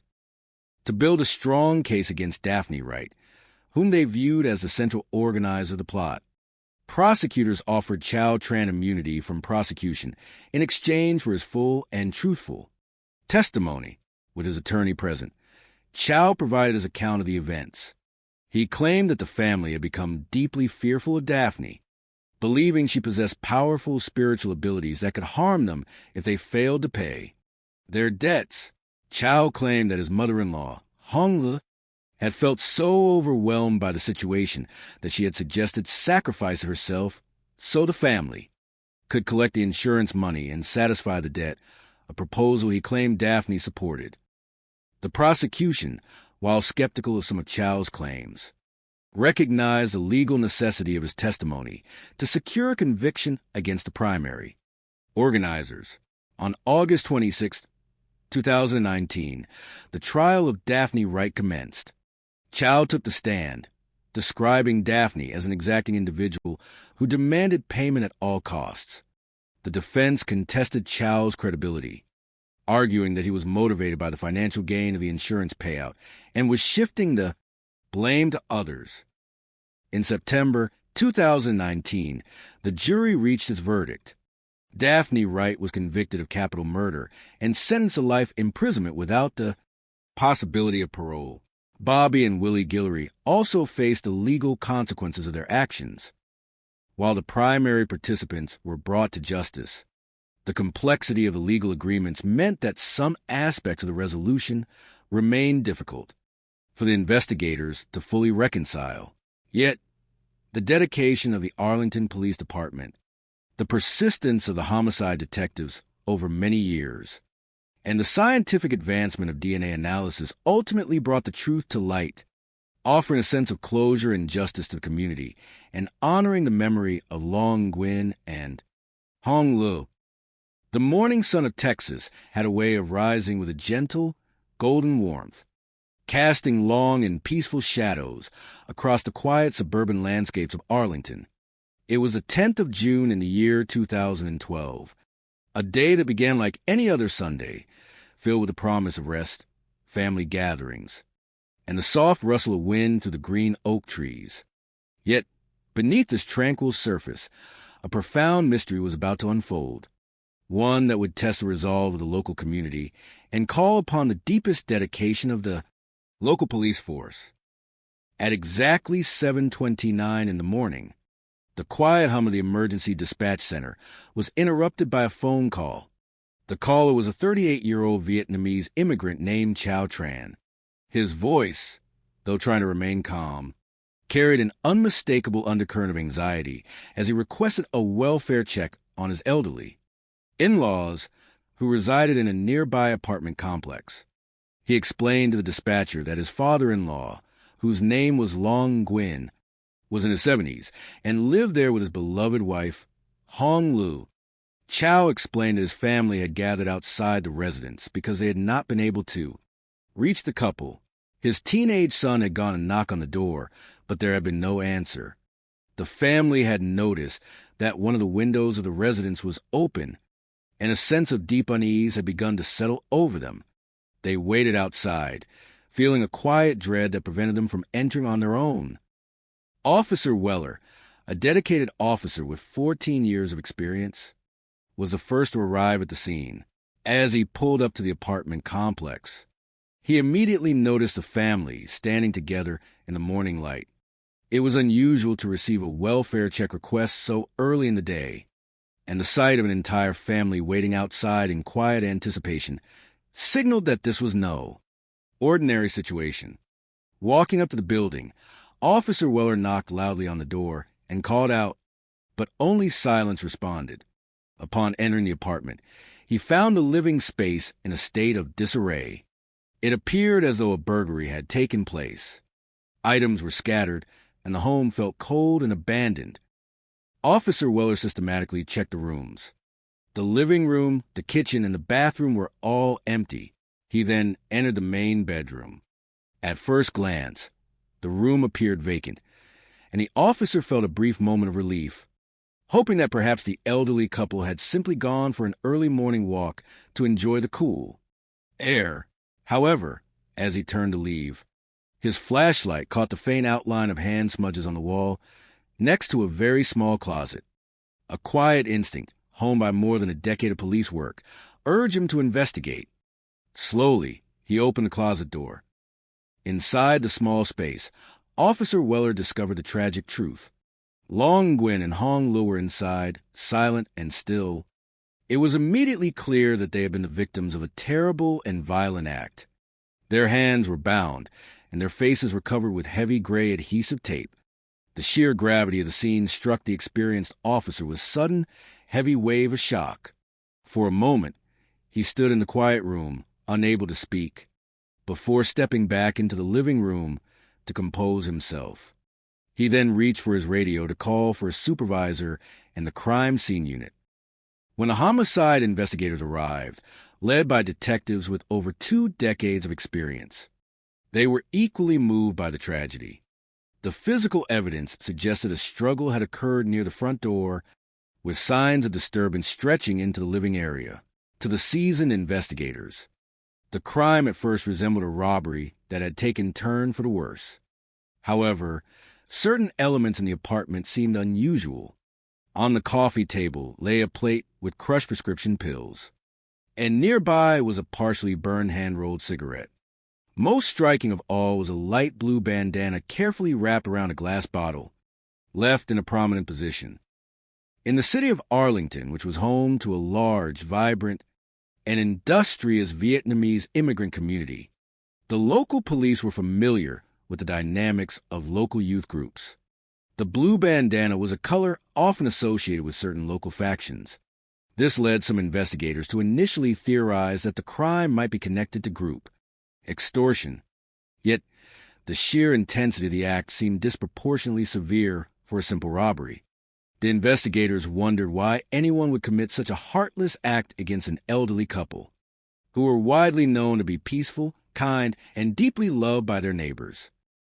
Long Nguyen and Hong Lu had immigrated to the United States of America from Vietnam in the year 2000. Like many before them, they had brought their treasured cultural traditions, their deep family values, and a hope to build a bright future for their children and grandchildren. They chose Arlington, Texas, because of its welcoming atmosphere and the established Vietnamese community that had flourished there since the late 1970s. Settling in their new home, they established a commercial sewing business, relying heavily on their son-in-law, Chow Tran, to assist with operations since he spoke fluent English and could easily communicate with local contractors. For nearly 10 years, their hard work bore fruit. The family business grew, eventually securing a highly successful contract to manufacture garments for a major international entertainment corporation. It seemed that their American dream had been fully realized. However, by the year 2011, the contract came to an end, and the business began to face significant financial difficulties.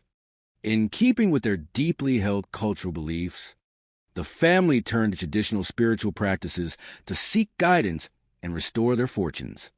Throughout history, many families had sought the counsel of spiritual advisors during times of great personal or financial distress, hoping to find a path toward healing and protection. Through a local Vietnamese newspaper, Chow Tran and his mother-in-law, Hong Lu, discovered an advertisement for a spiritual advisor located in Houston, approximately 250 miles away. The advisor, a woman named Daphne Wright, advertised services that promised to lift spiritual burdens and bring good fortune to those in need. Desperate to save the family business and protect their loved ones from bankruptcy, Chow contacted Daphne and arranged a meeting at her home in Houston. After a quiet consultation and the performance of a traditional ritual, the family felt a renewed sense of hope, believing that their difficulties would soon pass. Regrettably, the passage of time did not bring the financial recovery they sought. Instead, the family found themselves sinking deeper into debt. Rather than changing their approach, they continued to rely on Daphne, who began to extend her services on credit. Over the course of several months, the outstanding balance for these spiritual rituals grew to an extraordinary sum, reaching between $250,000 and $280,000. Following the tragic discovery in June of 2012, the medical examiner conducted a thorough examination to determine the precise cause of death. The findings revealed that the elderly couple had not perished from physical impact, but rather from suffocation caused by the extensive wrapping of the adhesive tape. This revelation deepened the determination of the detectives to find those responsible, as the act demonstrated a deliberate intent to end the lives of the gentle couple. As the investigation proceeded, detectives received a routine notification from an insurance provider. It was revealed that there were substantial life insurance policies in place for the couple, totaling at least $1 million, with Chow Tran named as one of the primary beneficiaries. When questioned about this, Chow explained that the policies had been established to ensure that the family's sewing business could continue to operate and support the family in the event of an unforeseen tragedy. Furthermore, Chow and his family members provided consistent accounts of their whereabouts on the night of the incident, explaining that they had been celebrating Long Wen's birthday at a family gathering until late in the evening. The forensics team worked diligently to analyze the physical evidence collected from the apartment. They successfully obtained a clean deoxyribonucleic acid profile from the hand-rolled cigarette found on the coffee table. However, when the profile was run to the national database, there were no matching entries. The lack of an immediate match suggested that the individual responsible might not have had a prior felony record, or perhaps was a minor whose profile had not been entered into the system. With no active leads, and after interviewing dozens of neighbors and acquaintances, the case eventually grew cold, remaining unresolved for over 2 years. The breakthrough came in the autumn of the year 2015. A young man named Willie Guillory was arrested in Houston for a felony offense involving the theft of a horse because he had reached adulthood and was convicted of felony. His biological profile was entered into the combined DNA index system. Almost immediately, the system identified a perfect match between Willie's profile and the evidence recovered from the hand-rolled cigarette in Arlington 3 years prior. In October of 2015, investigators brought the 19-year-old Willie Guillory in for questioning. When presented with the scientific evidence placing him at the scene of the crime, the young man became emotional and confessed to his involvement. He revealed that in the summer of 2012, when he was only 16 years old, he had been influenced by his 49-year-old uncle, Bobby Guillory. Willie explained that his uncle had asked him to assist with a task in Arlington, promising that it would resolve their own financial difficulties. According to Willie, they had traveled from Houston to Arlington with a key to the apartment, which had been provided to them beforehand. Their instructions were to stage the scene to make it appear as though a local group had committed a burglary. Willie admitted to placing the blue bandana, the glass bottle, and the other items in the living room to mislead the police. He stated that when the elderly couple returned home, a confrontation occurred, and Bobby had subdued them. Willie then assisted his uncle in placing the couple in the closet, where they were left. When asked about the motivation behind the act, Willie revealed that the entire plan had been organized by a close associate of his uncle, the spiritual advisor Daphne Wright. Willie claimed that Daphne had expressed anger over a large outstanding debt and had stated that if the money was not paid, she wanted the individuals responsible to be removed. He stated that Daphne was the true driving force behind the events, coordinating the plan and providing the key to the apartment. With this crucial information, the police obtained arrest warrants for both Bobby Guillory and Daphne Wright. Bobby was arrested at his home in Katy, Texas, and after realizing the strength of the evidence against him, also provided a confession. He confirmed his nephew's account, explaining that he'd been facing extreme financial hardship after losing his job and had agreed to carry out the act in exchange for a promise of $10,000 from Daphne. Bobby further alleged that Daphne had obtained the key to the apartment directly from Chow Tran. The detectives traveled to Houston to interview Daphne Wright. At her home, which she shared with her husband and 3 daughters, Daphne presented herself as a strong and direct individual who managed her household with authority. She confirmed that she knew Chow Tran as a client, but declined to discuss the details of their financial arrangements. When the officers returned with a search warrant, they discovered a detailed ledger inside her home. The document outlined substantial charges for her spiritual services, with individual fees ranging from $10,000 to $40,000. Faced with these revelations, prosecutors sought to understand the full extent of the relationships involved. Chow Tran, represented by his legal counsel, eventually agreed to provide a detailed statement in exchange for an agreement from the state. Chow explained that his family had become deeply fearful of Daphne, believing that her claimed spiritual powers could bring harm to them if the debt was not settled. He claimed that his mother-in-law, Hong Lu, had expressed a willingness to sacrifice her own life so that the family could collect the insurance, benefits, and satisfy the financial demands.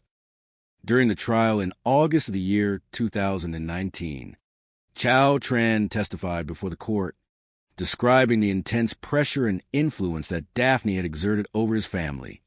The defense challenged his testimony, suggesting that his accounts were motivated by personal gain and pointing out the lack of written documentation regarding the outstanding debt. They argued that Chow had acted out his own interest in the insurance proceeds. Ultimately, the jury carefully weighed all the evidence presented throughout the trial.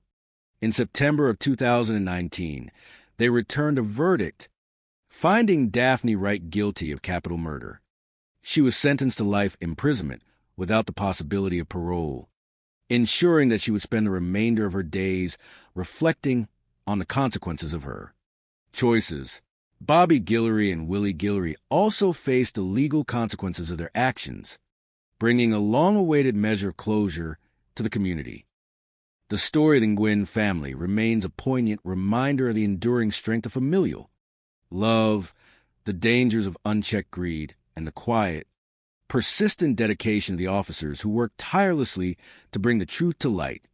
Though the journey was long and marked by profound sorrow, the memory of Long Nguyen and Hong Lu lives on in the hearts of those who love them, remembered not for tragedy that befell them, but for the warmth, kindness, and gentle spirit they share with the world.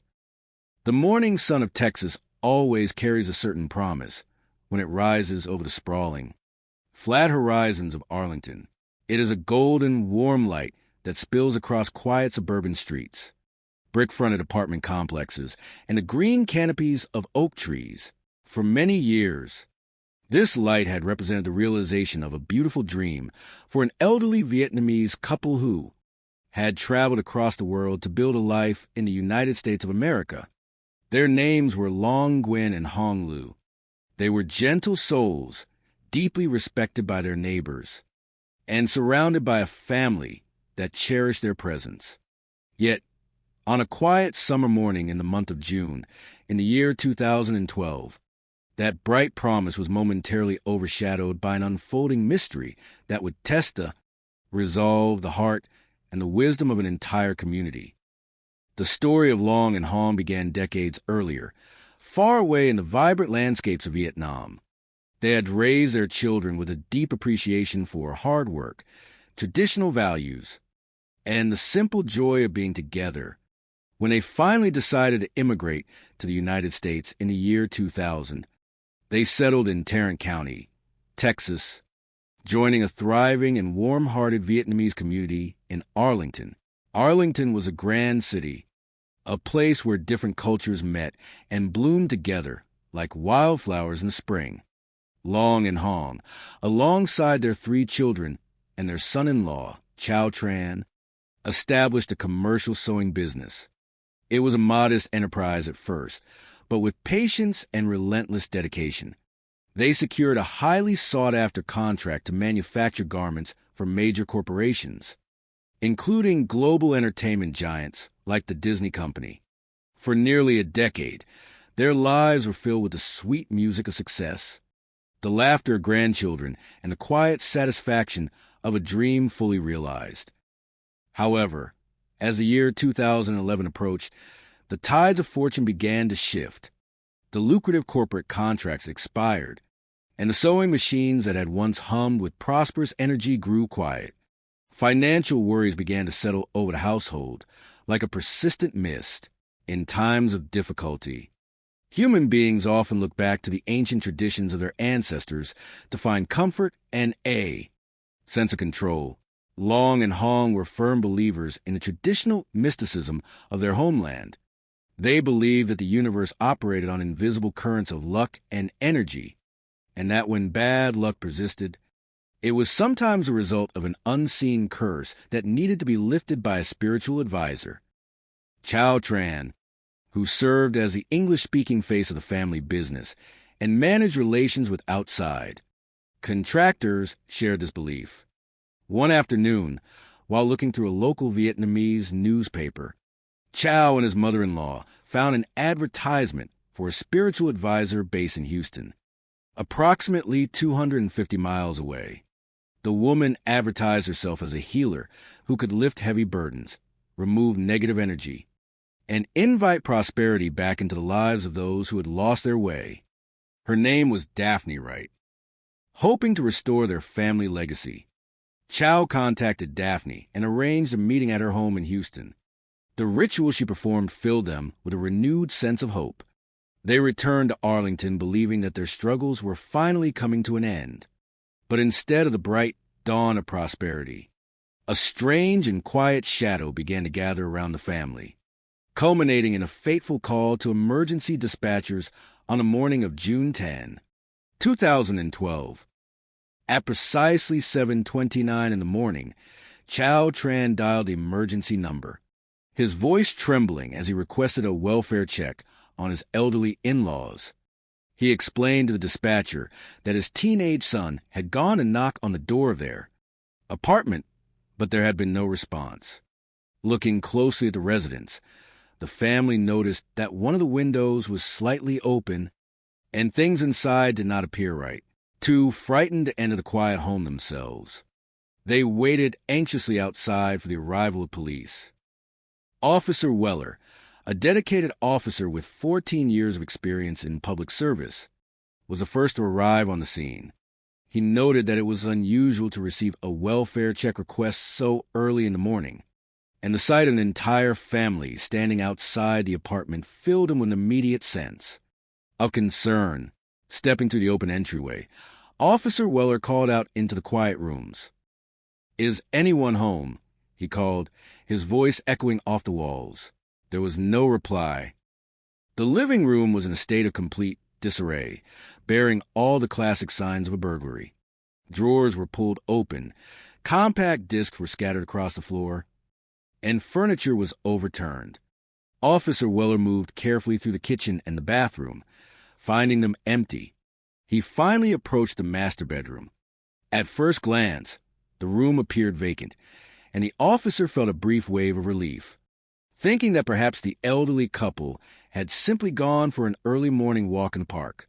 But as he turned to leave, his flashlight caught several hand smudges on the wall adjacent to a small closet door. A quiet intuition, developed over more than a decade of protecting the community, urged him to open that door. Taking a deep breath, he pulled it open. Inside the dark, confined space, he discovered the silent figures of Long and Hong. They had been bound securely with duct tape, and their heads were wrapped tightly. There was no breath left in them. Officer Weller stepped back into the living room, momentarily silenced by the solemnity of the scene. He immediately contacted his supervisor and requested the assistance of the Arlington Homicide Unit. Within an hour, Detective Stewart, a veteran investigator with 21 years of experience in resolving the city's most complex cases, arrived with the crime scene team. The scene was remarkably intense. It was clear that the victims had struggled near the front door before being moved to the back room. Yet, as Detective Stewart examined the evidence, he noticed several peculiar details that did not quite align with a typical robbery. On the coffee table sat a plate with crushed prescription pills, and nearby lay a partially smoked marijuana cigarette. Most striking of all was a light blue bandana wrapped neatly around a glass beer bottle, left in a prominent position as if it were a signature. Arlington was home to several active youth gangs who occasionally used specific colors to mark their territory, and a blue bandana was a known symbol. However, Detective Stewart's experience told him that real criminal elements rarely left such clean, perfect clues behind. It felt less like a genuine crime of opportunity, and more like a carefully designed stage play meant to misdirect the eyes of the law. "We must look deeper," Detective Stewart told his team. "This looks far too perfect to be real." As the forensic teams collected hair fibers, genetic samples from the marijuana cigarette, and lifted fingerprints from the duct tape, Detective Stewart sat down to interview the family. Chow Tran, speaking as the primary representative due to his fluency in English, explained that the family had spent the previous evening celebrating his father-in-law's birthday.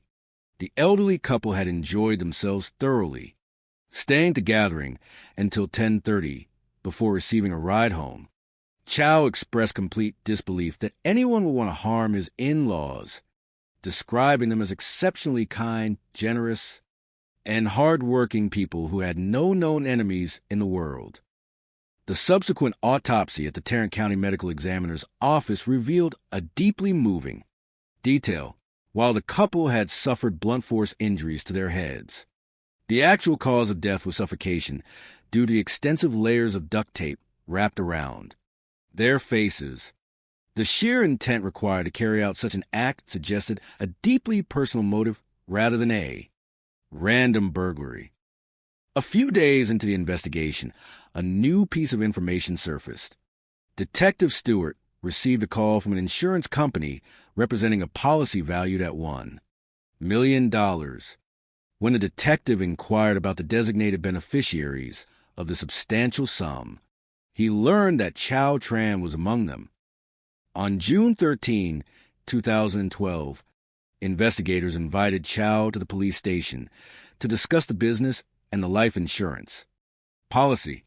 Chow explained calmly that because the commercial sewing business was registered under his in-laws' names, the policy had been established to ensure the family could continue their livelihood if either of them passed away. He provided a detailed timeline of his whereabouts on the night of the tragedy, explaining that he and his family had been playing cards together until after 10 in the evening. Every member of the family cooperated fully, providing genetic samples and fingerprints for comparison. When the laboratory results returned, the investigators faced a frustrating setback. The genetic profile recovered from the marijuana cigarette did not match Chow, any family member, or any individual currently registered in the federal database. Because the database primarily contains profiles of individuals convicted of major adult offenses, the detectives began to suspect that the perpetrator might have been a minor at the time of the incident, leaving no official record. With no active leads, the case gradually grew quiet, remaining unresolved for more than 2 years. Then, in the autumn of the year 2015, a sudden turn of events breathed new life into the investigation. In Houston, Texas, a young man named Willie Guillory was arrested for a felony offense involving the theft of a horse. Because he was now an adult facing a felony charge, his genetic profile was legally entered into the national database. Within days, the system flagged a perfect match between Willie Guillory and the genetic material found on the marijuana cigarette at the crime scene in Arlington from 3 years prior. Detective Stewart and his team immediately traveled to interview the young man, who was then being held for violating his parole. When presented with the undeniable scientific evidence placing him inside the Arlington apartment, Willie broke down in tears and decided to tell the truth. He explained that in the summer of 2012, when he was only 16 years old, his uncle, Bobby Guillory, had asked him to assist with a task in Arlington. According to Willie, they had driven 3 hours from Houston to Arlington, equipped with a key to the apartment that had been provided to them. Their instructions were to stage a robbery by scattering household items, leaving behind a blue bandana, pills, and a marijuana cigarette to mimic gang activity. When the elderly couple returned home, an altercation ensued, and the uncle ultimately bound the victims in the closet. When asked why they had targeted this specific family, Willie revealed a startling truth. The entire plan had been commissioned and funded by Daphne Wright, the spiritual advisor from Houston. "I only did what my uncle told me to do," Willie explained. But Daphne was the one who wanted them gone because of a massive debt. The detectives immediately focused their efforts on locating Bobby Guillory. On December 16, 2015, they arrested the 52-year-old in Katy, Texas. Faced with the gravity of the situation, Bobby also confessed, confirming his nephew's account. He explained that in 2011, he had been laid off from his job and was facing severe financial hardship. Daphne Wright, knowing his desperation, had offered him $10,000 to carry out the deed. Bobby described Daphne as a highly influential and formidable figure who operated a spiritual business on credit. Over the course of a year, the debt owed to her by Chow Tran and Hong Lu for her spiritual services had grown to an astronomical sum between $250,000 and $280,000. When it became clear that the family could not pay this debt, Daphne learned of the substantial life insurance policies. She allegedly proposed that the couple be removed so that the family could collect the insurance benefits and settle their outstanding balance with her. "But how did you obtain the key to the apartment?" Detective Stewart asked. Bobby looked at the investigator and replied, "Daphne gave it to me. She said she got it directly from Chow Tran." This revelation deeply moved the investigators, who had built a supportive relationship with the family over the years. They focused their attention on Daphne Wright, securing an arrest warrant and searching her Houston residence. Inside her home, they discovered detailed business ledgers documenting that she charged clients tens of thousands of dollars for her spiritual interventions. When interviewed, Daphne's husband, Howard, maintained his complete innocence, expressing absolute surprise at the allegations and stating he had no knowledge of his wife's external business arrangements. Daphne herself remained quiet, requesting the presence of her attorney. In order to build an ironclad case against the primary coordinator of the tragedy, prosecutors made a difficult but necessary decision.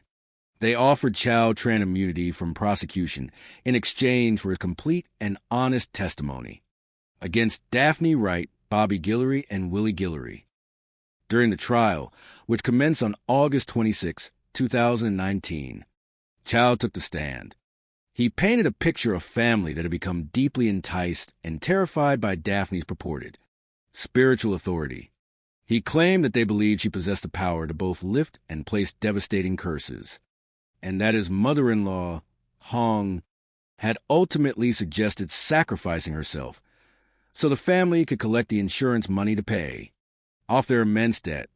The defense argued that Chow was a willing participant who had orchestrated the plan to secure the insurance fund for himself, noting the lack of physical documentation regarding the alleged debt. Ultimately, the jury listened carefully to all the evidence presented. In September of 2019, they returned a verdict of guilty of capital murder against Daphne Wright. She was sentenced to life in prison without the possibility of parole, ensuring that she would no longer be able to influence or harm others. Both Bobby and Willie Guillory also faced the legal consequences of their actions. Though the road to justice was long and filled with complex truths, the resolution of the case brought a profound sense of peace and closure to the Arlington community.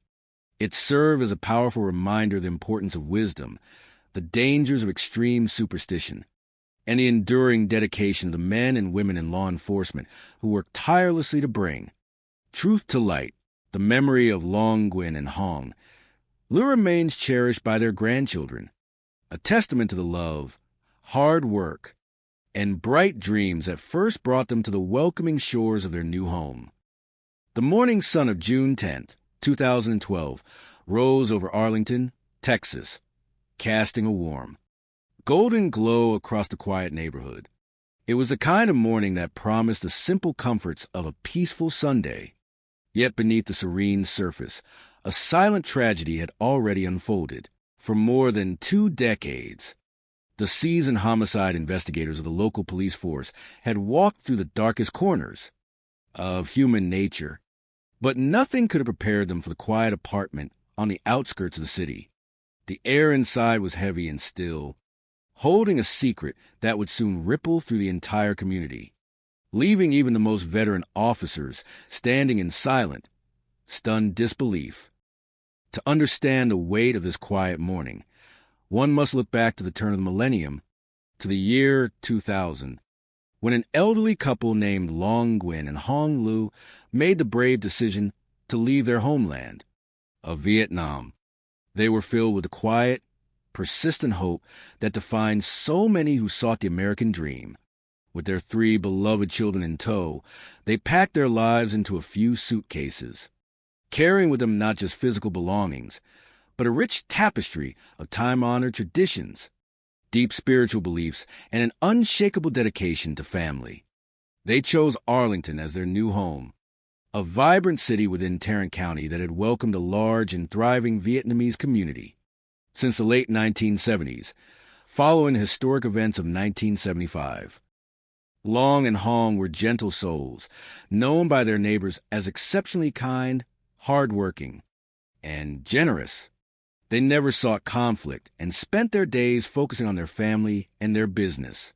Soon after arriving in Texas, they established a commercial sewing business, pouring their hearts and physical strength into every stitch. To help run the operations, they enlisted their son-in-law, Chow Tran, a 38-year-old immigrant who possessed a strong command of the English language. Chow became the public face of the enterprise, handling negotiations with contractors and managing the day-to-day business relations. For nearly a decade, their dedication bore fruit. The hum of the sewing machines was a song of prosperity, culminating in lucrative contracts with global giants, including the creation of garments for legendary brands like Disney. They were living the very legacy they had dreamed of creating for their children and grandchildren.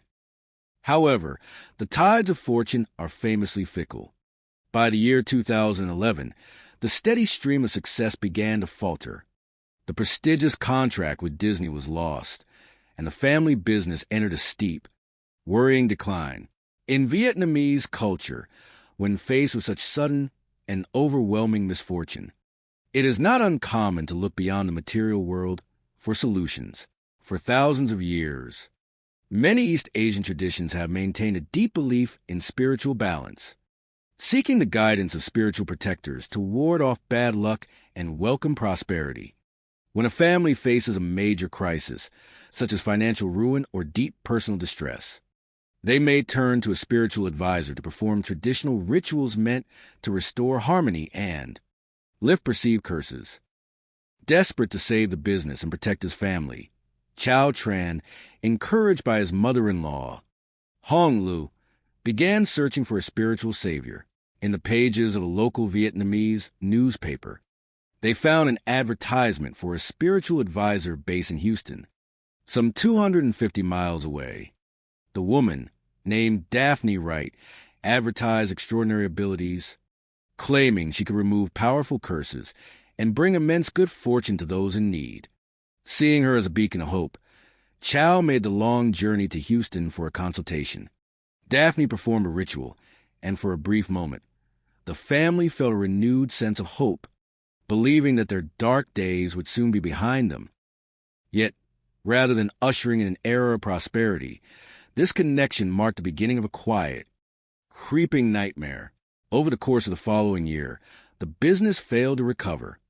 Instead of advising them to change their business strategy, Daphne Wright encouraged a family to pour more and more of their dwindling resources into increasingly expensive rituals, trusting her spiritual authority and fearing the consequences of stopping the ceremonies.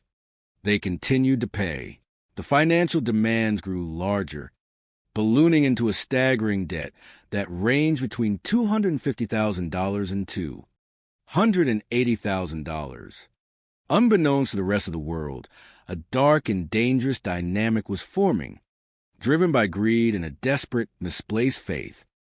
On that bright morning of June 10, 2012, at exactly 7:29 in the morning, the emergency dispatchers in Arlington received a trembling call from Chow Tran. He requested a welfare check on his elderly in-laws, explaining that he and his family had gathered outside the couple's apartment and were deeply concerned.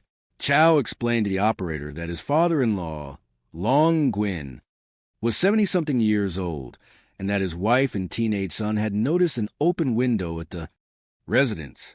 The apartment appeared unusually quiet, and items seemed to have fallen inside. Terrified of what they might find, the family remained outside, waiting anxiously for the authorities to arrive.